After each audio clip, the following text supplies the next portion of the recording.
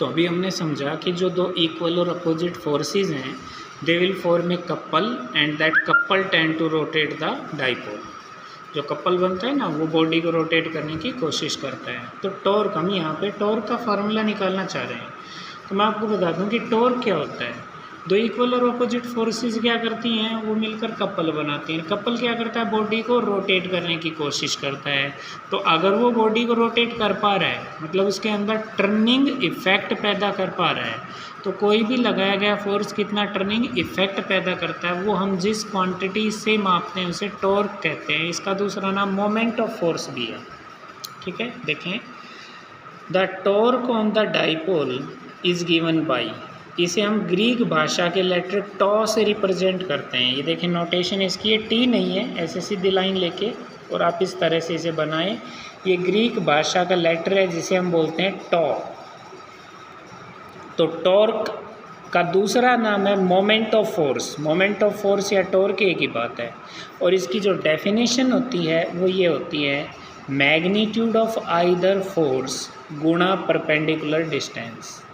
यानी अगर हमें टॉर्क या मोमेंट ऑफ फोर्स का मैग्नीट्यूड निकालना हो तो हमें प्रोडक्ट करना पड़ेगा किसका, मैग्नीट्यूड ऑफ आइदर फोर्स। जो दो फोर्स लग रही हैं उनमें से किसी का भी ले लो क्योंकि दोनों का मैग्नीट्यूड सेम है, और गुणा में उन दोनों फोर्सेस के बीच की परपेंडिकुलर डिस्टेंस।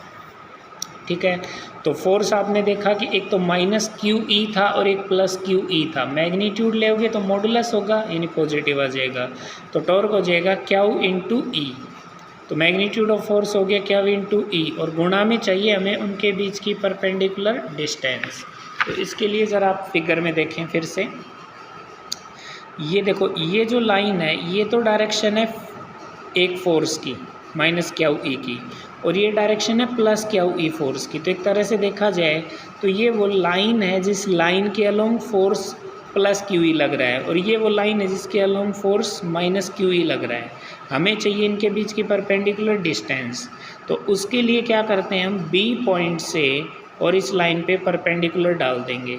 तो ये जो बी सी साइड है, ये बी सी साइड इन दोनों फोर्सेस के बीच की परपेंडिकुलर डिस्टेंस हो जाएगी।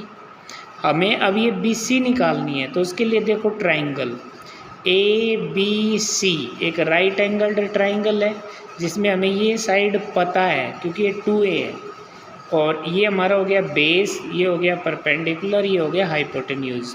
तो इस ट्राइंगल ए बी सी में मैं लिख सकता हूँ बी सी बटे ए बी। तो ये हो जाएगा परपेंडिकुलर अपॉन हाइपोटेन्यूज, यानी ये साइन थीटा हो जाएगा। तो बी सी बटे ए बी बराबर साइन थीटा हो गया।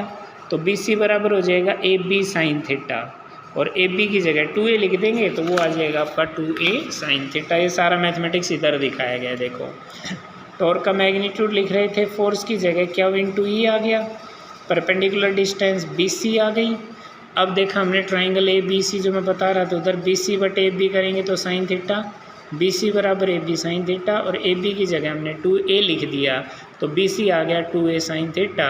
इस बी सी की वैल्यू को हम इक्वेशन नंबर 2 में रख देंगे तो टॉर्क हमारा हो गया Q E 2a sine theta. अब क्यू और 2a का जो गुणा है उसको हम p लिख सकते हैं, तो क्यू इंटू 2a की जगह p आ गया, और ये e साइन थीटा।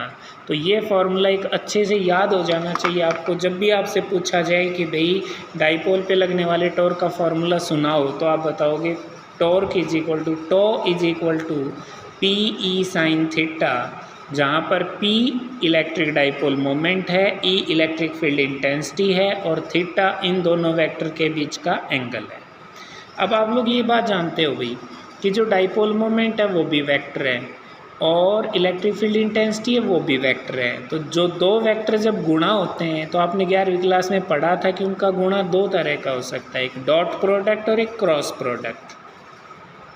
तो आप जानते हो ए डॉट बी होता है तो उसमें ए बी कॉस थीटा आता है, और ए क्रॉस बी होता है तो उसमें ए बी साइन थीटा आता है। तो यहाँ पे क्या आ रहा है, पी ई साइन थीटा, यानी इनका कैसा प्रोडक्ट है, ये डॉट प्रोडक्ट है या क्रॉस प्रोडक्ट है।